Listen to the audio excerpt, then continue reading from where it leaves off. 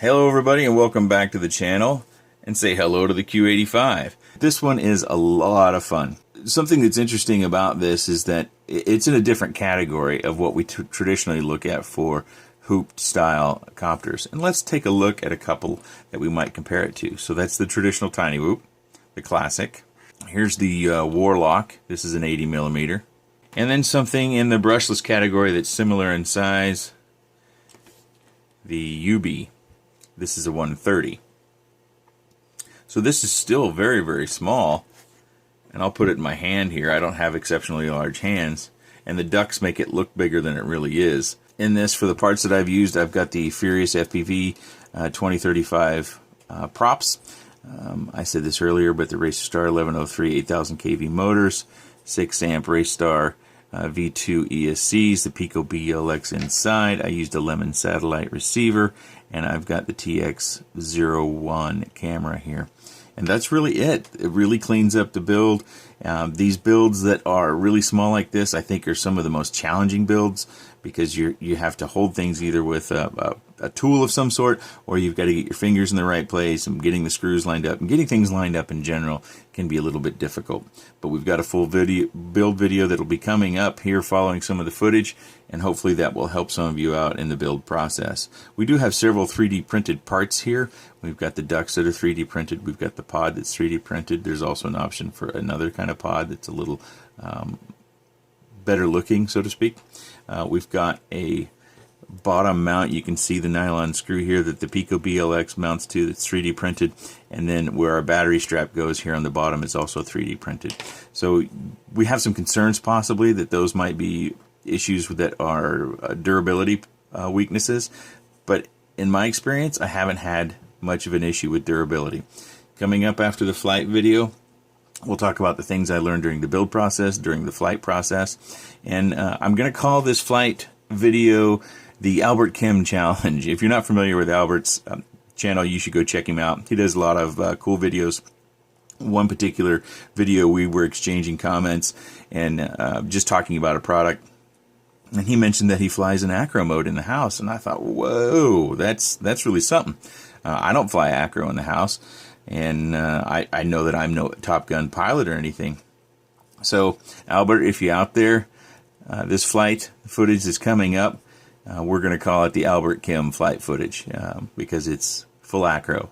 And this is the first time I've had an inside vehicle that I felt confident in flying in acro or rate mode with no self-stabilization. So we'll get to that. We'll come back. We'll talk about the things I've learned, and then we'll follow with the build video. And I'll wrap up the video with another flight footage.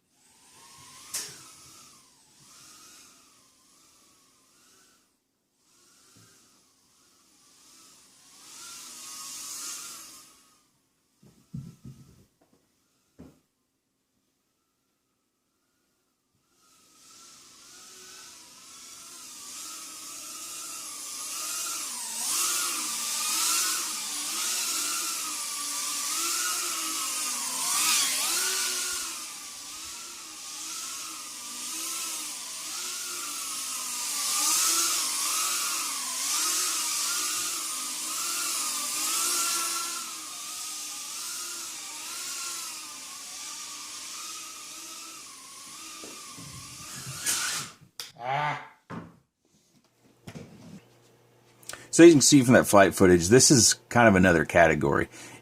It's still an indoor flyer, and it's an awful lot of fun. So if you find that this, like a tiny whoop or anything in the brush category, does not give you the thrust that you're looking for, or maybe you are a better pilot than I am and you're looking to do more acro in your house, this is a pretty good alternative. I noticed when I first started flying this that I felt very conscious of the size. I felt like it was a lot bigger than it really is. I didn't find myself tending to shoot the small gaps that I used to, and I just kind of had to get over that. That was just, I think, part of the building process, that you kind of, when you build something, I think you feel differently about it, if that is understandable. And I was also very concerned about these ducts and if they break, because again, I didn't follow my own rule. I ordered one set of ducts, and I thought, you know, these are 3D printed. If these break, I'm going to be in bad shape, and then I'm going to be further delayed in bringing this to the channel. And I just had some concerns, but I've gotten over that for the most part. It is bigger, obviously, so the size of gaps that you're going to be comfortable shooting are going to be a little bit different, but I think they're very, very similar. It's still an indoor flyer, in my opinion. You can take these ducts off quite simply, and you can fly it outside and have a great time. You can see my antenna is a little bit out of shape. I'll probably be replacing that with a linear antenna. It's barely holding on, actually. Probably shouldn't power that up anymore. And you see on the duct designs how there's some reinforcement here around the edges. And I honestly don't know. You can actually see I split that one. I honestly don't know what kind of material this is. I don't know anything about 3D printing. But you can see there's a little bit of flex in these, and they do give. And I suspect that I cracked this on a pretty hard crash coming down the stairs. I actually bonked into the second level and then bounced off the stairs and then hit the hardwood floors, if I recall correctly. But I might just put a little something on there to glue that down and just keep going. But in that crash, I bent a prop, and that really surprised me, because I didn't expect to have to buy more props. I thought I would have to buy more ducts before I bought props. And I thought that's something that we need to think about here a little bit as we look at these ducts and 3D printing. Is they're surprisingly durable. I've had a number of little bounces and bruises, and I can't say exactly how durable they are, because you never know until you actually break one. In this little split, like I talked about, I fell essentially from second floor height down to a hardwood floor, and that's what happened, and it bent the prop on that same crash. I took the prop off and straightened it out, and it flies fine. I actually didn't even notice this during those flights. You may find that there's little tiny bits around the inside of your ducts that you need to take care of, so your props don't grind those or you damage your props. I suspect the props will just take those little hanger-ons right off, but you might want to take maybe some light sandpaper or something flexible and just kind of work around the inside of the ducts to make sure that they're nice and smooth. I would recommend getting a camera with a whip antenna or a linear antenna, just because this thing, I think if I touch it too many more times, it's going to fall off. That's what I'm going to be doing on this one. And that's something else. You can save weight by switching out to a lighter camera. This camera weighs about 5.5 grams. I think a good portion of that, maybe a gram, is just the circular polarized. And I don't find in inside flying that the circular polarized is any better than the linear. It might be, but it's so marginal that I can't tell the difference. If you take the ducts off of this, be careful of the length of screws for mounting your motors. They just might be long enough to hit your windings, and you don't want that happening, of course. So be very careful, and the windings are hyper exposed down there, so you'll be able to see if it's touching the windings or not. If that's the case, then you'll want to find or source smaller screws, or if you have some sort of 3D printed piece or a washer, a nylon washer or something you can put in there to create some distance between the screw and the mount. This particular camera has got one of those digital displays on the back, and that made it a little bit wonky to mount on this pod, and so I had to put a piece of foam on the other side to balance that out.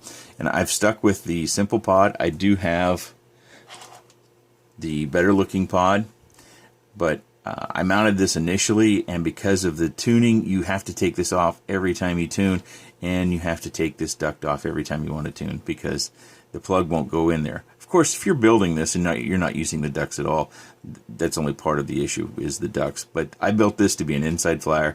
It's extremely cold here this time of year, and flying outside is pretty uncomfortable for any length of time.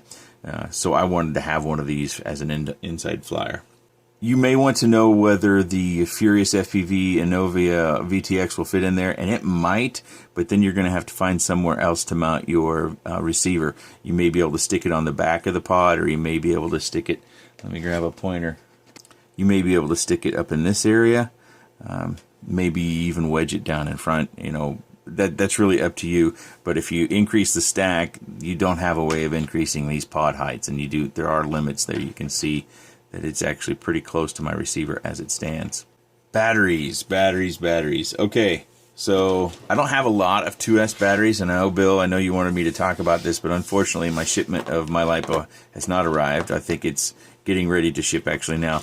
So these are the batteries I've been flying, and these three, they came from Banggood, and these all came from Banana Hobby. I bought these on sale a while back, and they were extremely cheap. Unfortunately, I was only able to snag one of the 65C, but the rest of these are 40C. C rating, you know, it's all over map. You look at the Hobby King batteries, and they'll say anything from 30 to 190 C. So I don't really go by C ratings necessarily. Some say they're 20C and they operate like 20C. Some say 25 or 30C and they operate better than things that say 65C. So take the C rating with a grain of salt. And I'll tell you, with the group of batteries that I have here, the one that I tend to go to time and time again is this little guy. It's lighter than these. It has the same milliamps, and it's only rated 25C, but I don't notice any difference in flight performance. All the way through the battery, I don't notice any difference, even when comparing these two. No difference. I'm not going to say these are the best 2S batteries around, but of this group, this is the one that I tend to fly first. And I'm excited to test the MyLiPo batteries that I've got coming, but unfortunately they're not here yet. So on the next build, which will be very similar to the Q85, maybe I can talk more about that. I've had people ask me via Facebook and comments section about the Piko BLX and it burning out the 5-volt regulator. This is my third Piko build, and I haven't had problems with any of them. They're all still working perfectly today, and I'm not sure why that is. I don't know if I'm just lucky, or if it's the way that I'm wiring things, or it's the fact that I'm running less than 4S batteries. Maybe there's an issue running 4S. I've been running 3S and 2S. That gives me the flight performance I'm looking for. So I haven't had any problems with that. Your mileage may vary. Some are saying that the copy or the cloned version of this is better. I don't know. I can't tell you. I'm going to put my PIDs up on the screen, but please note this has not been flown outside. It's not fully tuned. The eye, I think I only changed on yaw because I noticed on punch outs here in the basement that I would get a little bit of a yaw turn on that. And I tuned P for all the axis, but I didn't tune D at all. I left it at the defaults. And you saw the flight video. That's what it's going to get you. If you're a more acrobatic pilot, I suspect that you'll be doing your own tuning anyways. But for those who might be building this, who are looking for starting PIDs, I'll post this on the screen, and then we'll get going on the build. I forgot something. Wait. And in the meantime of my fussing, the antenna came clean off. So we'll weigh it as I had it in the flight video. Oops, I forgot. Turn it on. Get zeros. Put that on there. 59.7 without the battery. And the battery you're going to shoot for, you probably should shoot for around 30 grams. Under 30 grams would be better. It's going to increase its agility.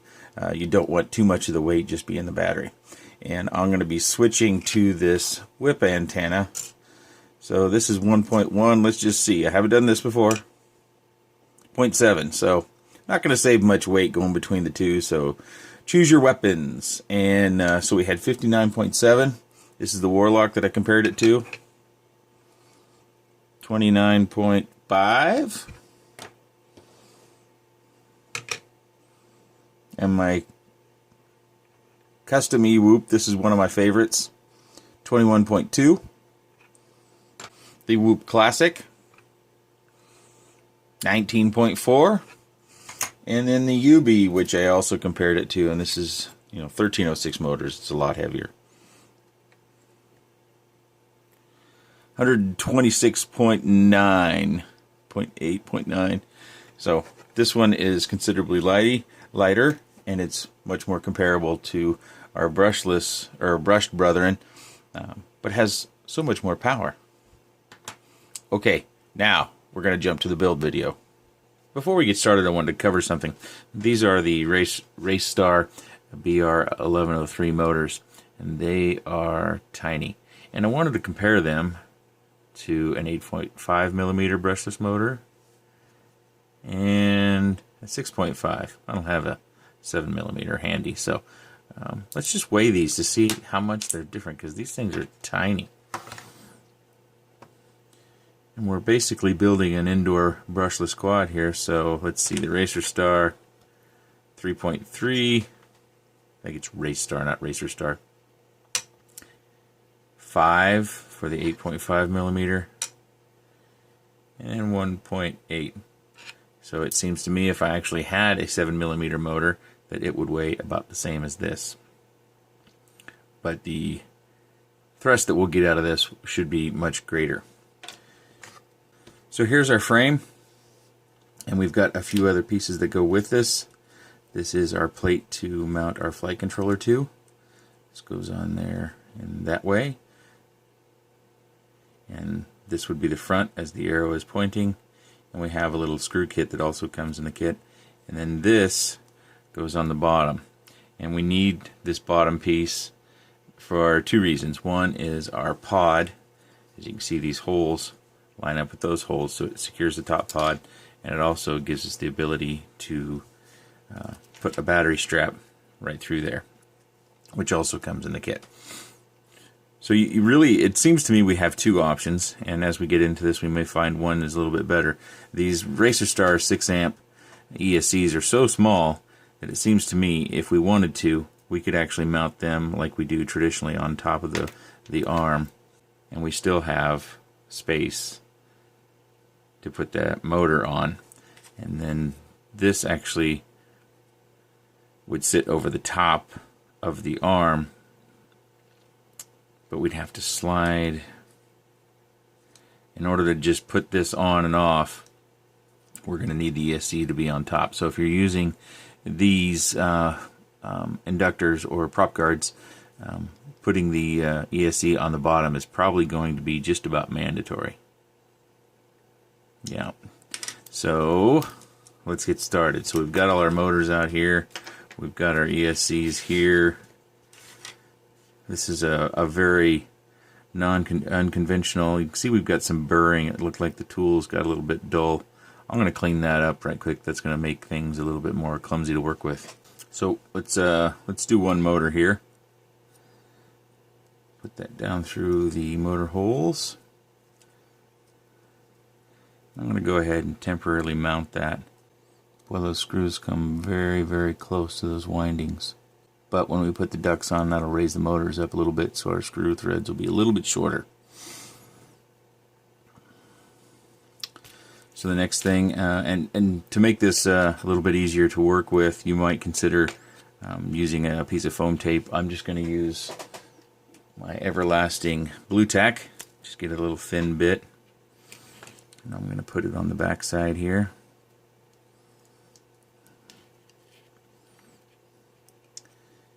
And our ESCs, because this plate is open on the corners, it goes on here like this. Our ESCs can actually duck in there a little bit, so we have some room to work with. But I'm going to trim these motor wires, let's say just about here. Give ourselves a little slack for something terrible.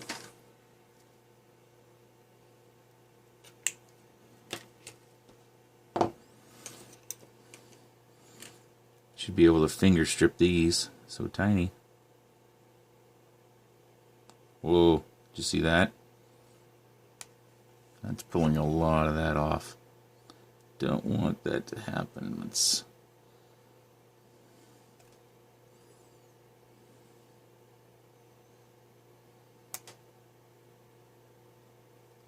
geez. Okay, so don't do what I did. Now I gotta trim them all back just a touch more. Okay, I'm gonna back this out. I'm gonna use a knife.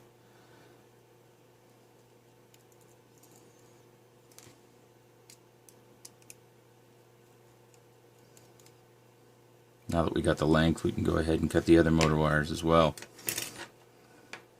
Just kind of line them all up.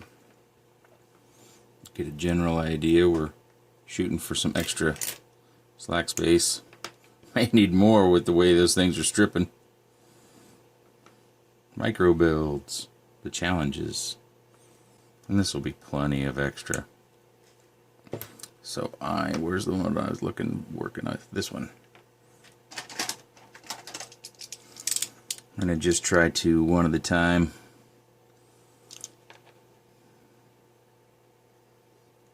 Just kind of get my knife on there and then roll the wire to try to make a cut line. Probably can't hardly see that. That one did not work, but it's exposed. I can see it.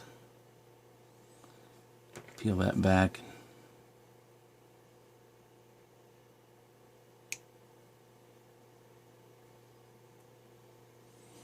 I don't know if it's going to come across in camera if you haven't had your hands on these motors, just how tiny these wires are. Let me see if I can get that up to the camera and you can possibly see that. Tiny, tiny, tiny. This one's actually a bit long. So let's snip that off. So we'll need to do that to all 4 motors. I'm not going to do that all on camera. Be careful. Give yourself some space to work. Okay, back to where we were. Well, let's tin this up before we get down in there.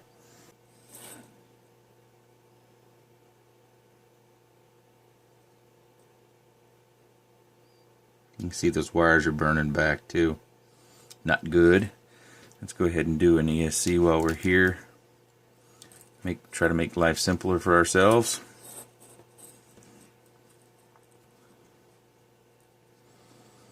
Got a little ball of solder there.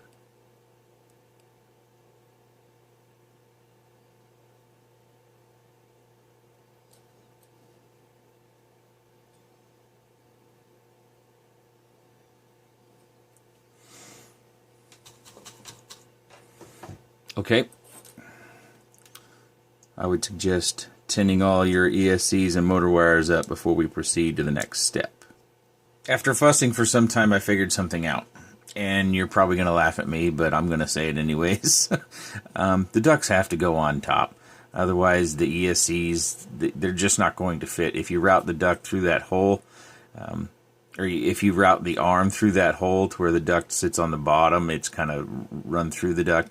It's just not going to work out.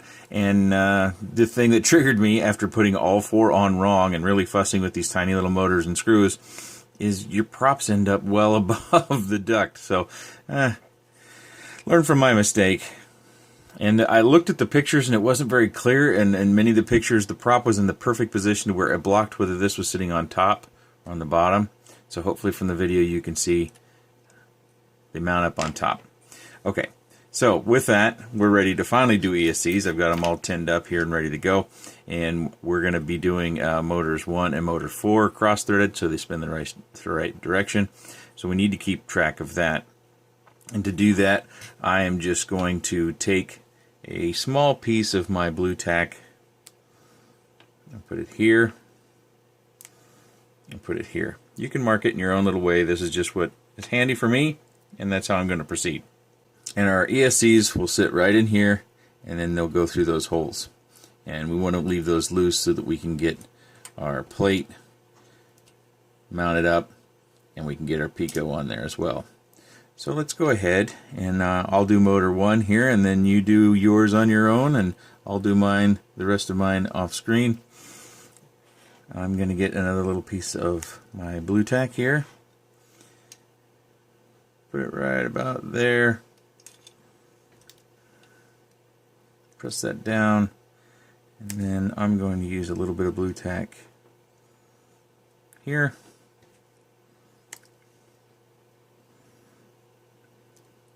And here to help keep this stuff from moving around. One other thing about these motors and stripping the insulation off of them, I don't have any good way of doing it. I tried a number of different ways. What I ended up doing to most of them was actually I just brought my fingernails together as close as I could and started pulling. And there's probably much better ways. I even tried a technique where I tried to roll it on the edge of my knife with my thumb. Luckily I didn't cut my thumb, but I was very worried about doing that, so I only tried that once, and it didn't work out very well either. So I'm going to do the far one first. Let's create a little bend in that to make ourselves, actually, let's get these all out of the way, create that little bend.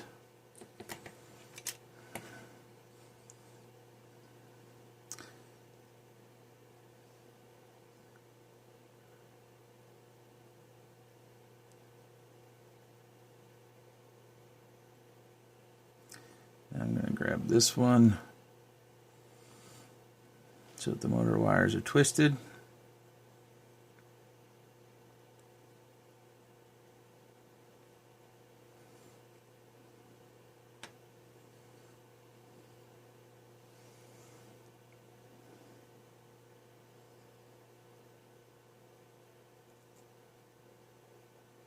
And I don't know how important tinning those little tiny motor wires is. You can see I've got just a touch of shininess on those, and what I ended up doing was I just put a little blob on the end of my iron and then just kind of run it over there.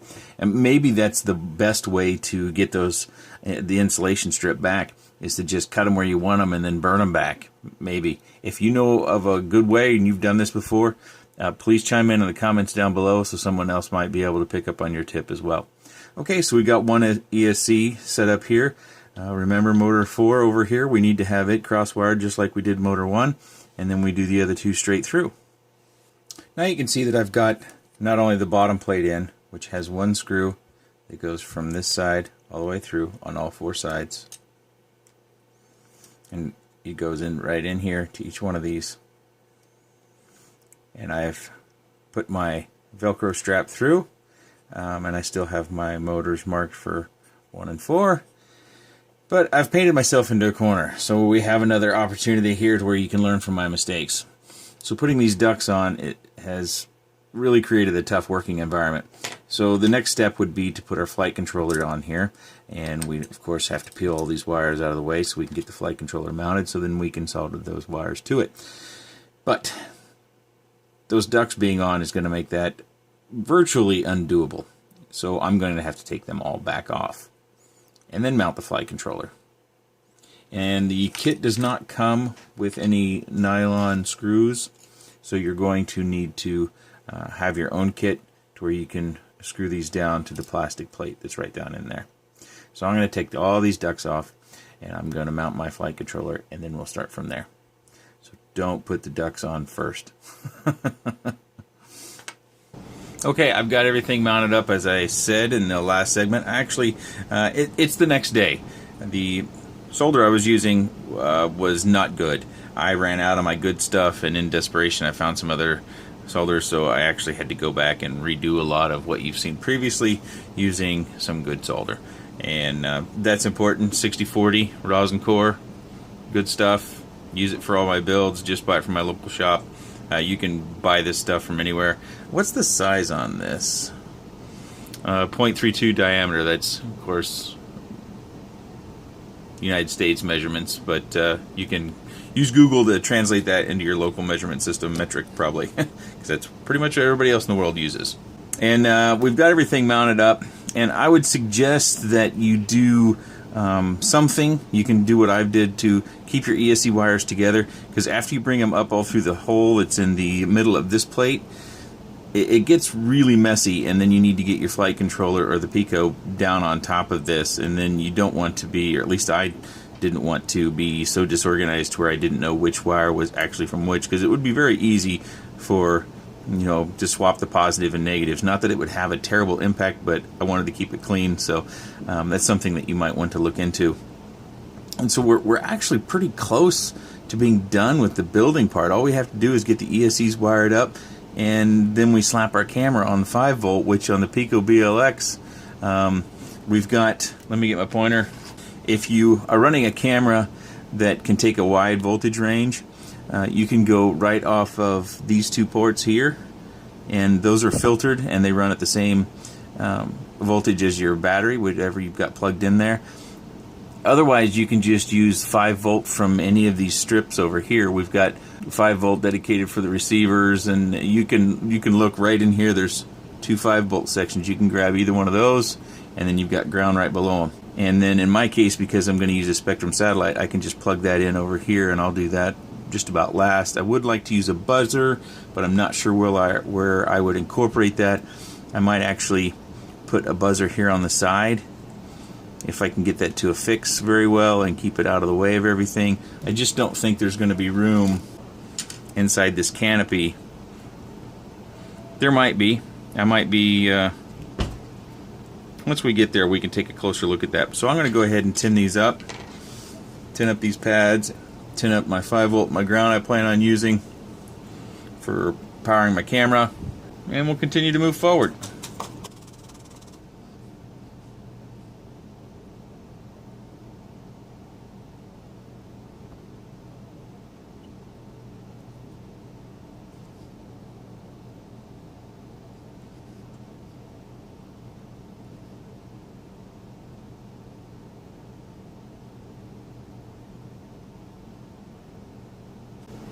Okay, I'm just going to do one of these, and you can do the rest on your own. Not that you won't be doing them on your own anyways, but you just want to take your grouping of wires from your ESC. I use the ground, so I use the ground on the common, and I am told that to decrease noise across the flight controller, it's always best to use the ground. I know that many people don't. I just figure it's simple enough to do, and it's not worth the trouble of having to sort out a problem after the fact. So the last time I built, have I done 2 of these Picos, I think?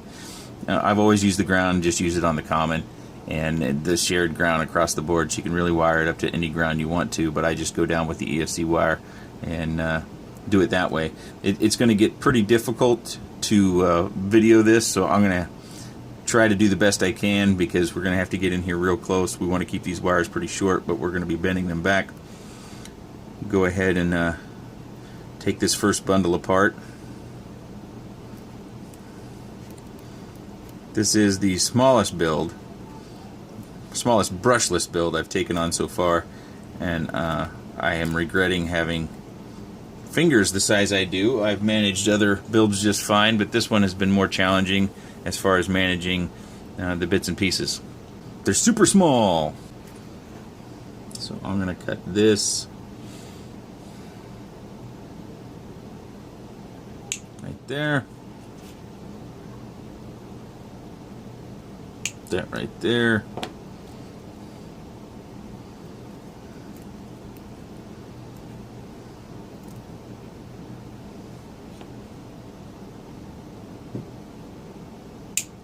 Got my ground. And my signal goes there. Okay, stripping these, I'm probably going to have to do off camera because I'm going to need to get my eyes good and close to it. But let me try. Hopefully I don't rip anything apart.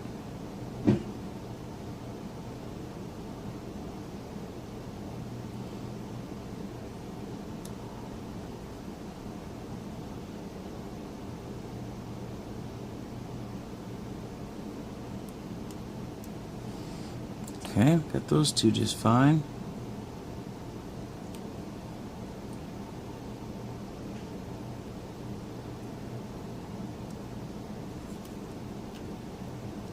I'm going to grab that with the needle nose on the other end here.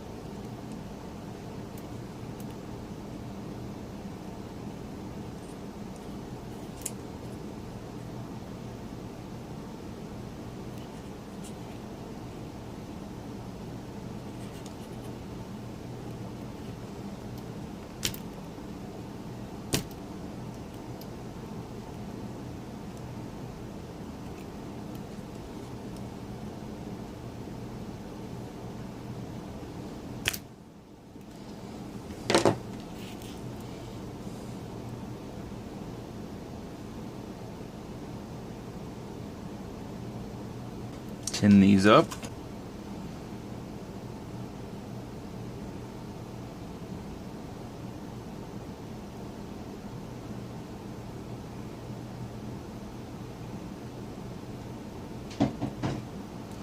Now I'm going to get some blue tack out here. Sorry, the heater's on and we have to listen to that because I am just a guy in his basement. No studio here. But that's okay.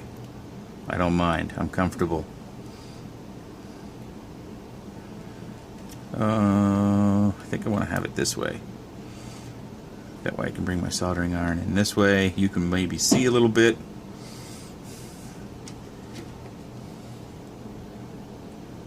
I did have the recommendation of getting some hobby grade tweezers, and that's a good recommendation. I just haven't done it. Maybe one day I'll remember. Okay, I think I have that bent up like I want.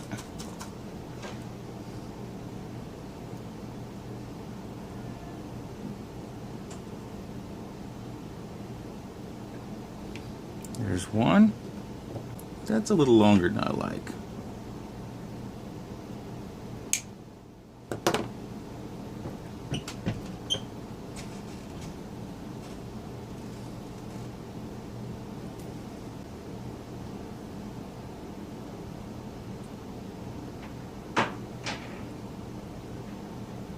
That didn't go on like I wanted.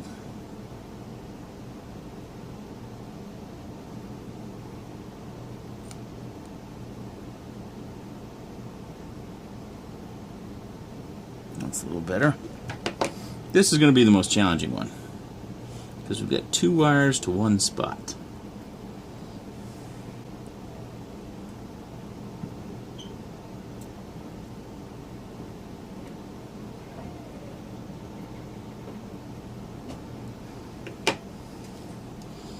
I'm going to be quick.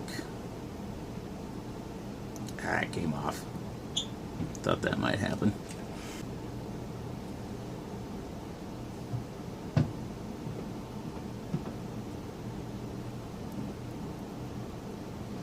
Pull test there. Alright, I think we're all set with that one. Everything looks good. It didn't push any solder from one pad to another. Alright. So we got motor 1 done. Now we just need to do the rest of them. When we come back, we're going to be so close. I'm going to have to think about where I'm going to put that buzzer. But once we get these in there, we'll be able to sort out how much room we've actually got up here. I've done some dry fitting, and you can see here my battery lead was almost too short. I could barely get one of the legs down between there, which is ultimately what you have to do. I'm going to be using a Lemon satellite on this, which is nice because the Piko BLX comes with it, and these are very, very light, and that is key. You can see I've already got my foam tape to the back, and all I have to do is, configure the board to accept this. I think the next step, I should cover, I did put some electrical tape on this tab where the camera sits, just to give it a non-slick surface. I don't expect that to hold much, but it'll help a little bit.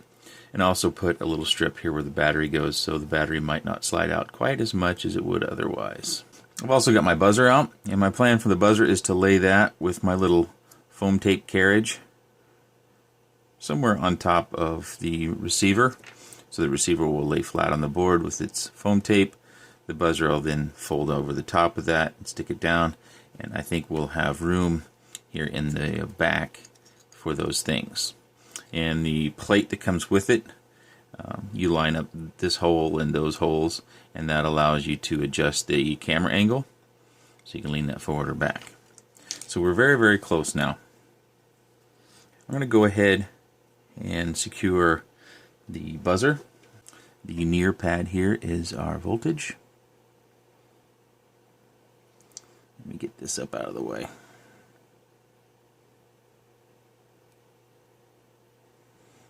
Okay, and I'll need the needle nose. I could have probably made that lead a little bit shorter, but that's okay. It should work just fine.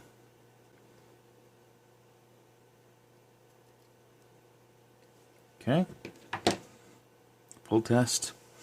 Before you plug your things in, if you have a meter where you can check the conductivity, make sure you don't have any shorts. Otherwise, maybe a magnifying glass or a real close look. We've got a lot of really close solder pads here. We don't want to have any shorts or little leakages of that solder. That could spell doom.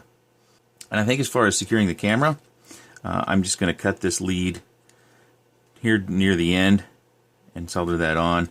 And you see I've already got the camera in there. And it might be all of them, but this one, unless you have a linear whip antenna, the camera is not going to go through there with one of these circular polarized. It would be very unlikely that it would. So we're going to have the camera kind of just laying in here in the carriage or mount while we do that soldering, and that shouldn't be too bad. But I am going to do that after we connect this up to CleanFlight. Oh, and the camera I'm using is the TX02 because I had that. I think ultimately we would be better off using the TX01 or something that's 25 milliwatt. The extra wattage we're going to get for our FPV signal is actually going to decrease our flight time by some measure. So let's connect her up to the computer. Okay, we're all set. We should be able to connect here. And here we go. I got some movement, and I had already checked the board before I put it on. I always do that, and I recommend you do that in case the board that you received isn't functional by some measure, or it takes some sort of steps to get that working again. Say it won't boot up, you can't connect, or what have you. I think if we drop down here, we'll find that it's running Betaflight 3 flat, so that's good enough for me. We could update that to, I think it's 301's out, but I'm not going to do that right now, and I'm sure when we leave that it will reset, and it did. Okay, so back in. First thing I need to do is, I believe that's UART3, save and reboot. That's saved. We've got one shot selected, and that's fine for right now. I like to use motor stop. Typically this is lower. We're going to go 45. We can always check that later. Serial RX for my spectrum. Select the spectrum. Not going to worry about VBAT for right now. So it's got 8 kilohertz, 2 kilohertz. Don't have anything else there, so save and reboot again. We'll take a look at the PIDs. We're going to have to change all those things, of course, though. I'm going to go ahead and put in my preferred rates. These might be considerably higher than what you like, but this is how I set it up to fly. Save that. So we're going to go down to the command line here. Set spectrum, set bind 5. Save. Okay, so I'm going to unplug the USB cable and bind up that receiver. We'll come back to the desk. Let's go ahead and check our motor direction. Let's go ahead and calibrate our motors here. We don't have any props on. Connect our battery. We've got a little 2-cell, 300 mAh. So all the way up.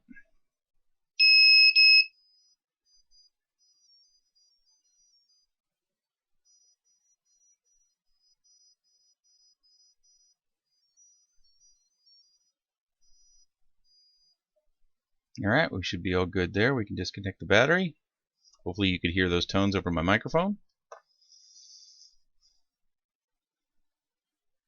Okay, we should be all set to bind this thing up and finish up our last few steps. My apologies, I forgot to hit record as I secured the receiver down, but you'll get a pretty good look here. All I did was make sure that the receiver wires are going to come out around our USB port. It's a little bit flexible in there. And then I built a little foam carriage here for my beeper, and I secured that down, and our antenna wires will need to stay inside here. But the next step is going to be to cut this off, tin it up. I'm wondering if I should put that. Actually, I think I will. I'm going to put this in.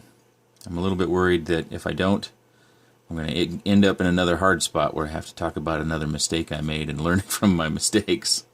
Hopefully leaving all these mistakes in will reassure anyone who hasn't built before that mistakes can be corrected, and that is probably the best lesson that I can possibly give someone. Is it's not about the mistakes you make, but it's how you correct them. Kind of a life lesson, I guess, really. I tell my kids the same thing. It's not about what you've done, it's about what you do next. So this little tab goes in the back, and this is kind of fidgety. I don't know how much of this I should leave in, but we want to get these holes lined up and get the screws through there. And that is what I'm attempting to do now. And it's pretty precise in there. It looks like I may have gotten one side. Nope, I didn't.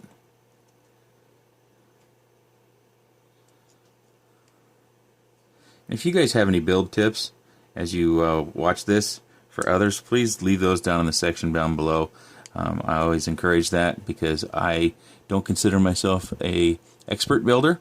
I've built quite a few, but there's always things we can learn. I can learn too. So if you got something, leave it down in the comments. You know, I read all the comments. I try to respond with at least a thank you to just about everyone. And maybe I got that lined up. Let's see.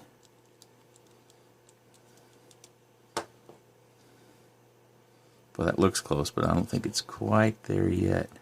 Okay, so we're close. I'm going to angle this up. Oh, we don't need a lot. It's going to be an indoor flyer, right? This is my plan. That's why I bought the set with the ducks on it, because my plan is to fly it here during the wintertime in the house.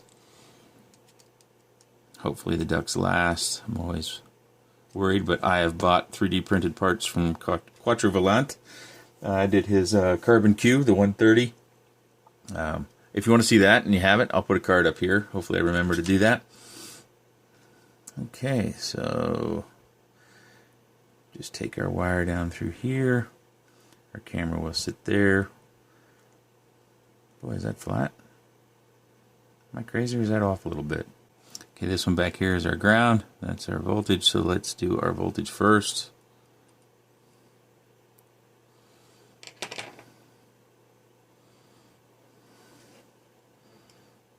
Yeah, that'll reach. Okay, let me clean this.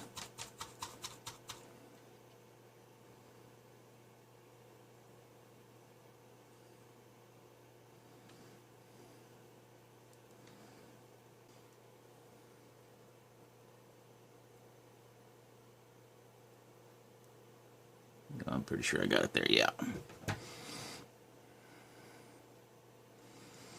Little pull test on those guys. All right. Also bought these lemon satellites from Dimitri over at FlexRC, and he's got a set that come depinned already, so that's something I haven't had the experience of purchasing before, and it's worked out just fine. So if you're looking for depinned satellites, FlexRC got you covered.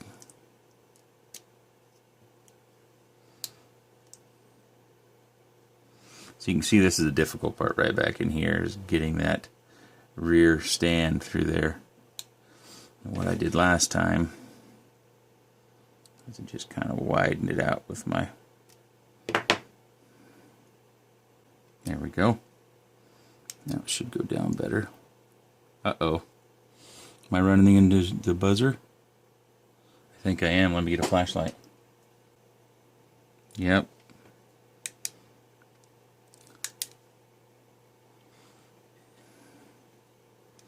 Dang it. Alright. No room for the buzzer. Buzzer's got to go.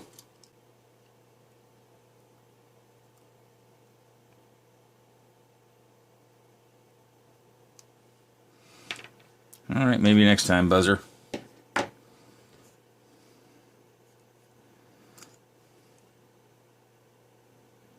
Don't want to bend these antenna wires around a lot. They feel fragile. I've never lost one.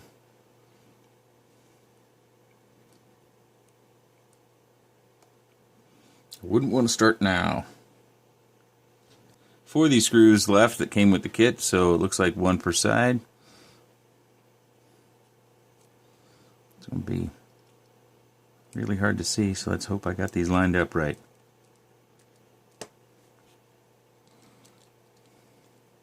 Let me turn this a bit.